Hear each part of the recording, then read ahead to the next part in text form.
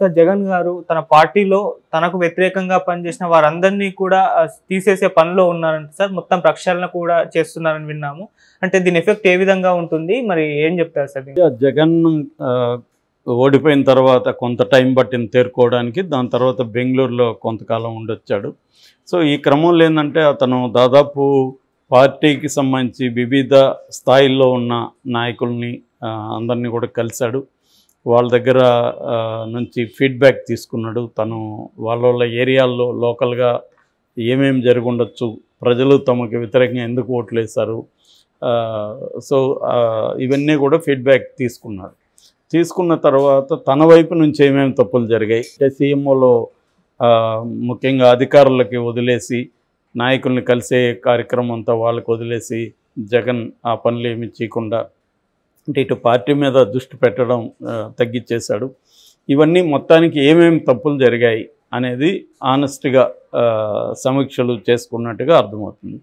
అట్లాగే బయట నేను ఇందాక కూడా చెప్పాను, తమ ఆనెస్ట్గా రివ్యూలు అయితే చేసుకుంటేనే ఆ పార్టీలు ఎప్పుడైనా మనుగడలో ఉండాలంటే ఖచ్చితంగా మామూలుగా కమ్యూనిస్ట్ పార్టీల్లో ఆత్మవిమర్శ అనేది ఒక పదునైన ఆయుధంగా వాళ్ళు ప్రకటిస్తారు.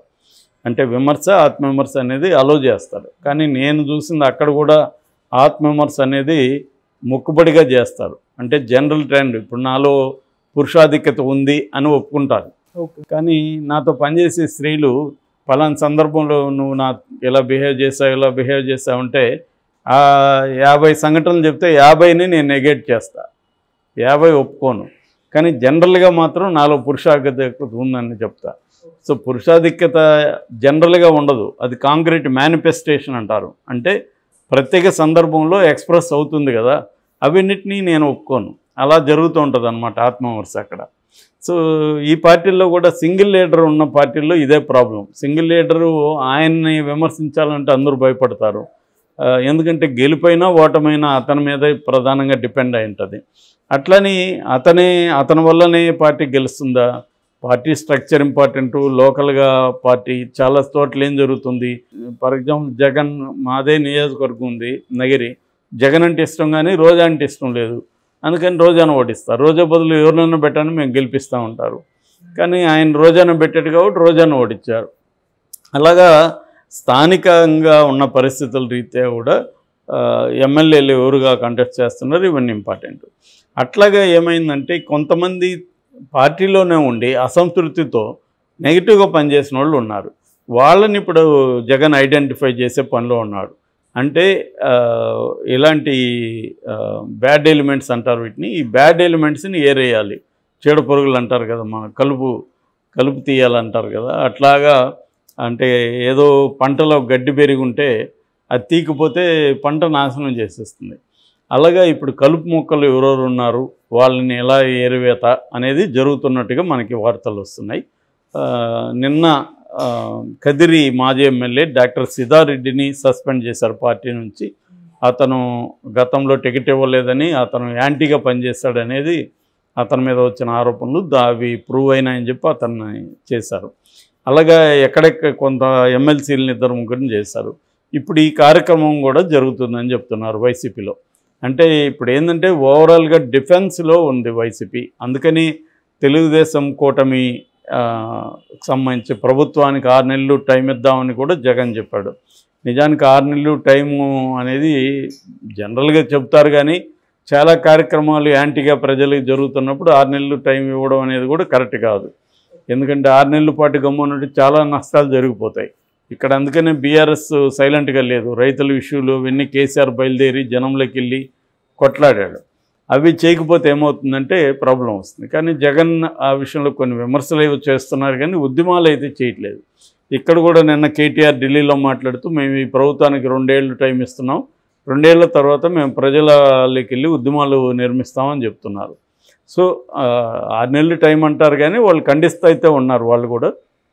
కాకపోతే ప్రజల్లోకి వెళ్ళి ఉద్యమాలు చేసి ఆర్గనైజ్ చేయాలంటే ప్రజల్లో కూడా ఆ స్థాయి వ్యతిరేకత రాకుండా నువ్వు ఉద్యమాలు చేయాలని పిలిపించినా ఎవరు రారు ప్రజలు.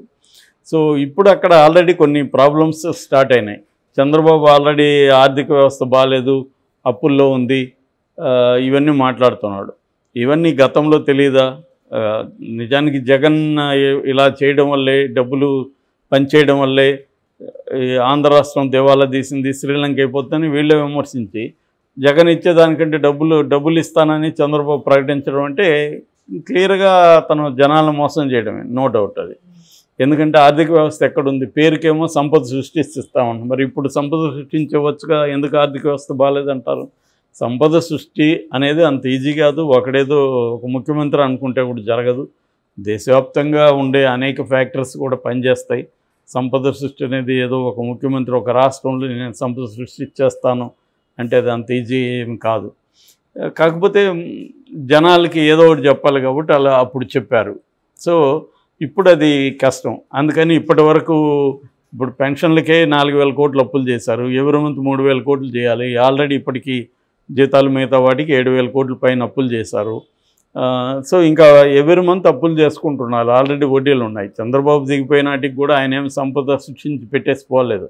అప్పటికి కూడా 100 కోట్లు మాత్రమే ఉన్నాయనేది తెలుగుదేశం మీడియానే కోడే కూసింది. అప్పుడు అప్పులు 40,000 కోట్ల అప్పులు, వడ్డీలే 40,000 కోట్లు కట్టాలి ఆయన చేసిన అప్పులకి.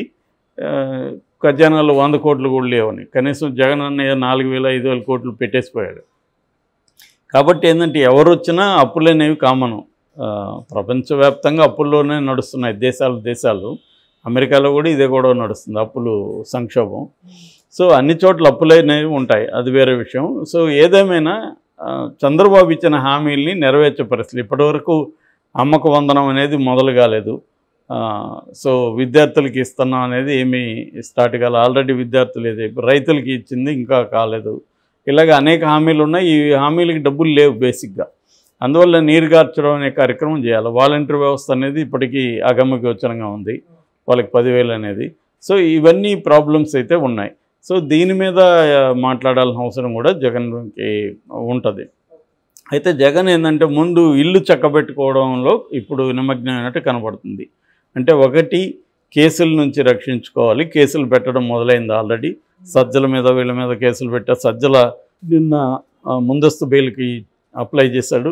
కొడాలి నాని అప్లై చేస్తే కోర్టు కొడాలి నానికి ఫేవర్గా ఇచ్చింది. సో ఇలాగా అందరూ ఇప్పుడు లీగల్ నెట్వర్క్ని పెంచుకోవడం, తమ వ్యవస్థల్లో తమ మనుషులు ఎవరెవరు ఉన్నారు వాళ్ళని యాక్టివేట్ చేసుకోవడం, ఇక మోడీతో ఎట్లా ఉండాలి అనే కేంద్రంతో సంబంధాలని కొంత మెరుగుపరుచుకోవడం. దీనివల్ల ఏమవుతుందంటే ముఖ్యంగా జగన్ మీద ఉన్న కేసుల్ని ఇమీడియట్గా డిస్పోజ్ అయ్యి అతను జైలుకి పోనీయకుండా చూసుకోవడం, ఇటువంటి కార్యక్రమాలు డిఫెన్స్ యాక్టివిటీ అంతా చేస్తుంది. అఫెన్సివ్లోకి ఇప్పుడే రాలేదు. కాకపోతే కంప్లీట్గా డిఫెన్స్లో ఉంటే కేడర్ నీరు గారిపోతారు కాబట్టి అప్పుడప్పుడు జగన్ వార్నింగ్లు ఇస్తున్నాడు చంద్రబాబుకి. అవన్నీ ఉత్తుత్త వార్నింగ్లు తప్ప ఇప్పటికిప్పుడు అతను చంద్రబాబుకి యాంటీగా ఉద్యమాలు నిర్మించే పరిస్థితి లేదు. రెండవది, తన వాళ్ళని పరామర్శించే ఓదార్పు చేయాల్సిన పరిస్థితి. ఆల్రెడీ దాడులు జరిగాయి, ఇవన్నీ జరిగాయి కాబట్టి అదే ఒకటి చేయాలి. సో ఈ కార్యక్రమంలో జగన్ ఉన్నాడు. అంటే ఒక ఓడిపోయి గాయపడిన ఒక పార్టీగా తను ముందు ఆ గాయాల నుంచి కోలుకోవడం, ఫర్దర్ గాయాలు అవ్వకుండా ఉండడానికి కాచుకోవడం, దానికి సంబంధించిన నెట్వర్క్లు రెడీ చేసుకోవడం, ఇవన్నీ చూసుకుంటున్నారు. అంటే ఇమ్మీడియట్గా ఏం చేయాలి, లాంగ్ టర్మ్లో ఏం ప్లాన్ చేసుకోవాలి 5 ఏళ్లలో, అట్లాగే ప్రత్యర్థి ఎత్తులేంటి, వాళ్ళు ఎప్పుడు మనల్ని అరెస్ట్, ఎప్పుడు విరుచుకుపడే అవకాశం ఉంది. ఎందుకంటే సైలెంట్గా ఉన్నట్టే ఉండి సడన్గా అటాకులు జరుగుతాయి. ఇప్పుడు చంద్రబాబు అరెస్ట్ అవుతాడని ముందుగా ఎవరన్నా అనుకున్నారా? ఆయన అప్పుడప్పుడు చెప్పాడు కానీ ఎవరు పట్టించుకోలేదు, సడన్గా జరిగింది. అలాగే రేపొద్దున జగన్ని సడన్గా ఒక ఫ్రైడే అర్ధరాత్రి